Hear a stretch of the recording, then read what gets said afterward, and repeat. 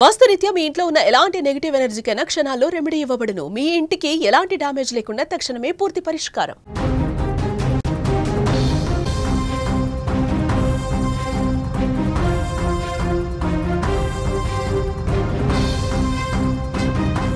పదకొండేళ్ల విద్యార్థి ధైర్య సాహసాలు చూడొచ్చు. ఇక్కడ చిరుతపులిని ధైర్యంగా తరిమి కొట్టాడు ఆ బుడతడు. కువారా వెనుక నుంచి దాడి చేసింది చిరుత. బాలుడు బ్యాగ్ వేసుకోవడంతో అక్కడ పెను ప్రమాదం తప్పినట్లయింది. స్నేహితుడితో కలిసి చిరుతపై రాళ్లు విసిరాడు కువారా. గట్టిగా కేకలు వేయడంతో ఆ చిరుత అడవిలోకి పారిపోయినట్లుగా తెలుస్తోంది. మహారాష్ట్రలోని పాల్ఘర్ జిల్లాలో ఈ ఘటన చోటు చేసుకుంది. చిరుతపులి దాని పేరు చెబితే గుండెల్లో అలజడి మొదలవుతుంది. ఇంకా దాని దగ్గర నుంచి చూడాలంటే వెన్నులో వణుకు పుట్టాల్సిందే. అలాంటిది చిరుత దగ్గరకు వచ్చి దాడి చేస్తే ఊహించుకోవడమే కష్టంగా ఉంది కదా. కానీ ఓ 11 ఏళ్ల విద్యార్థి మాత్రం భయపడలేదు. పైగా చిరుతకి ఎదురుగా నిలబడ్డాడు.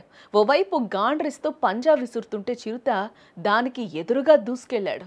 దీంతో అతని ధైర్యానికి, పోరాటానికి భయపడ్డ చిరుతే చివరకు ఒక్కసారిగా అడవిలోకి మారిపోయింది. మహారాష్ట్రలోని పాల్ఘర్ జిల్లాకు చెందిన 11 ఏళ్ల కువారా అనే విద్యార్థి కాంచన్ ప్రాంతంలో పాఠశాల నుంచి తిరిగి వస్తూ ఉండగా అప్పటికే అక్కడ నక్కి ఉన్న చిరుత బాలుడిపై ఒక్కసారిగా పంజా విసిరింది. అయితే ఆ సమయంలో కువారా స్కూల్ బ్యాగ్ వేసుకోవడంతో ఆ పంజా బ్యాగ్ పై పడింది. దీంతో వెంటనే తేరుకున్న కువారా అందరిలా భయపడి అక్కడి నుంచి పారిపోలేదు. తను మిగిలిన స్నేహితుల సాయంతో చిరుతను ఎదిరించాడు.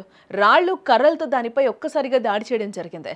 దానికి తోడు స్థానికంగా ఉన్న గ్రామస్తులు గట్టిగా అరవడంతో ఆ చిరుత ఒక్కసారిగా భయంతో అడవిలోకి పారిపోయింది. ఇక సమాచారం అందుకున్న పోలీసులు అలాగే అటవీ శాఖ అధికారులు సంఘటన స్థలానికి చేరుకుని విచారణ చేపట్టారు.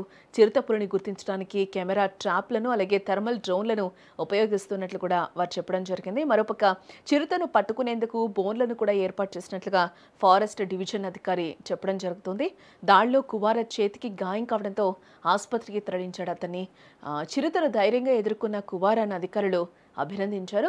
చిరుతపులి వెనక నుంచి దాడి చేసిన సమయంలో అతని భుజానికి బ్యాగ్ ఉండడంతో పెను ప్రమాదం తప్పిందని కూడా అధికారులు చెప్తూ ఉన్నారు. ఏదేమైనా ఆ చిరుతను ఓ బుడ్డోడు ఎదిరించడం ధైర్య సాహసం అనే చెప్పాలి.